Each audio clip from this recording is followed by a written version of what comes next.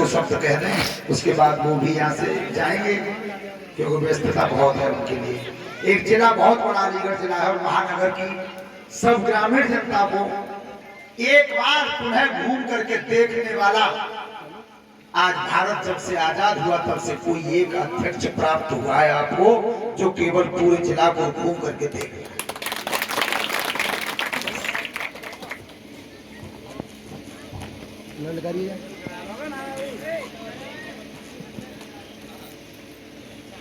आज रचना के इस पावन भूमि पर भगवान कृष्ण की श्री भागवत लीला के इस कार्यक्रम में आए हुए सभी क्षेत्र से सम्मानित मेरे बुजुर्ग, सम्मानित भाई, सम्मानित बच्चे और सम्मुख बैठी हुई मेरी मातृशक्ति के रूप में सभी बहन और माताएं और बच्चियां, सभी के चरणों को नमन करता हूं, वंदन करता हूं।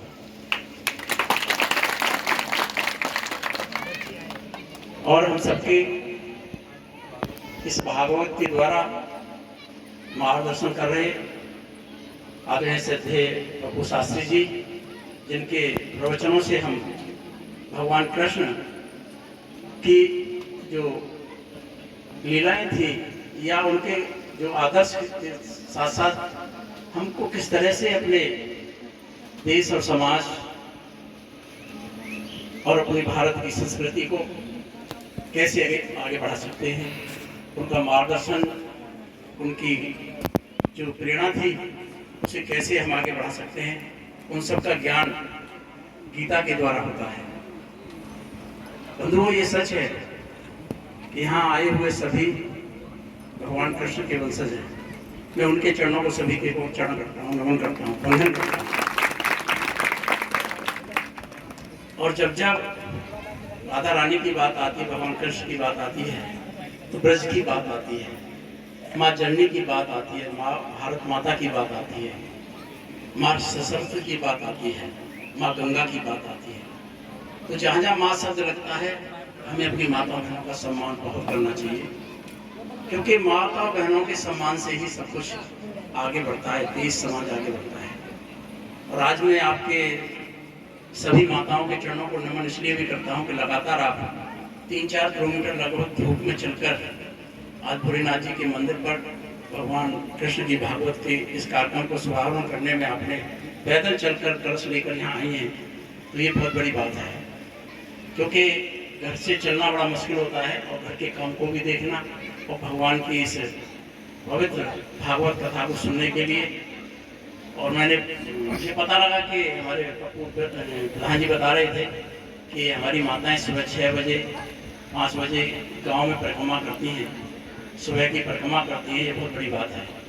तो इससे क्या है कि हमारी समाज, हमारे बच्चे, हमारी बेटियां संस्कार सीखती हैं और इस भारत माता के लिए काम करती हैं।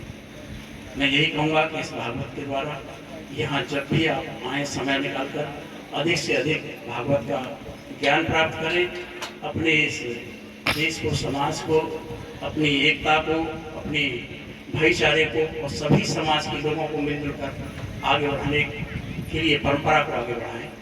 बहुत बहुत आभार, बहुत बहुत धन्यवाद। आपने मुझे बुलाया। मैं पुनः क्योंकि कैंची की बात आई थी, तो आचार्य जी, ये सच है कि मेरे सम्मुख जो बैठे हैं, इनके आशीर्वाद से ही श्रीमती विजय सिंह जिला पंचायत सदस्य के रूप में यहाँ से जीती। और आपने जो कहा 1947 के बाद अध्यक्ष का पद, वास्तविक पहला पद यहाँ के सदस्य के रूप में, अध्यक्ष के रूप में अब जाके मिला है, तो निश्चित रूप से इस क्षेत्र का विकास उस अध्यक्ष के नाते से कभी कमी नहीं होने देंगे। निश्चित रूप से उसे पूरा करेंगे। भगवान भोलेनाथ के मंदिर में खड़े हैं और आपके आशीर्वाद से पूरा करेंगे। मैं 2 लाइन कहता हूँ। चंदन है देश की माटी, तपोभूमि हर ग्राम है, हर बाला देवी की प्रतिमा, बच्चा बच्चा राम है। बंधुओं, ये 2 लाइनें ऐसी हैं, इसमें सब कुछ आ जाता है। और ये 2 लाइनें श्रद्धेय बाबूजी कल्याण सिंह जी के द्वारा लिखा हुआ एक गीत था। चंदन है इस देश की माटी, तपोभूमि हर ग्राम है, हर बाला देवी की प्रतिमा, बच्चा बच्चा राम है। जिस समय ये गीत लिखा होगा, जिस समय उन्होंने सोचा होगा, आप देखिए एक एक शब्द में कितनी गहराई है। अगर आप इसे गंभीरता से सोचेंगे तो सब कुछ उसमें छिपा हुआ है। तो ऐसे सत्यदेव बाबू जी कल्याण सिंह जी के द्वारा ये गीत लिखा गया था और भगवान राम के मंदिर का निर्माण भी आपके आशीर्वाद से होने जा रहा है। तो इस भगवान राम और कृष्ण की वंशज या यहाँ जो आए हुए या उनके जो मार्गों पर चलने वाले माताओं बहनों के सम्मान में हम सब एक दूसरे के लिए ज्ञान प्राप्त करें और आगे बढ़ें। जय हिंद, वंदे मातरम। धन्यवाद।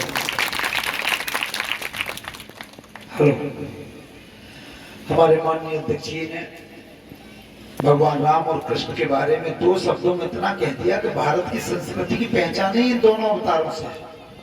इससे तो ज्यादा बहुत बहुत बड़े देश हैं और बहुत बहुत बड़े पैसे वाले हैं, लेकिन भारत की जो पहचान है वो राम और कृष्ण जैसे अवतारों से है। और आज शायद भागवत कथा में अध्यक्ष जी मेरी में दूसरी कथा में आए हैं, पहली कथा में 8 में आए थे। और अब की बार मैं अपने ठाकुर जी से, भागवत जी ही स्वयं ठाकुर जी हैं, उनसे प्रार्थना करता हूं कि अब की बार अगर अध्यक्ष जी कभी भेंट हो तो आप हमारे विधानसभा से विधानसभा सदस्य बने और लखनऊ में एक मंत्री के रूप में हो, और तब हमारा तुम्हारा संग्राम। विकास तो तभी संभव है, इस समय तो प्रयास कर रहे हैं लोग, लेकिन हमारे तुम्हारे अथक प्रयास से वो वहां तक पहुंच जाए कि वो एक महाप्रयास करते हैं, और महाप्रयास हो जाएगा तो पूरा अलीगढ़ ही स्वर्ग बन जाएगा। विधानसभा की तो बात ही क्या है। और अध्यक्ष जी से निवेदन है कि वो व्यस्त हैं, तो आगे की कार्रवाई को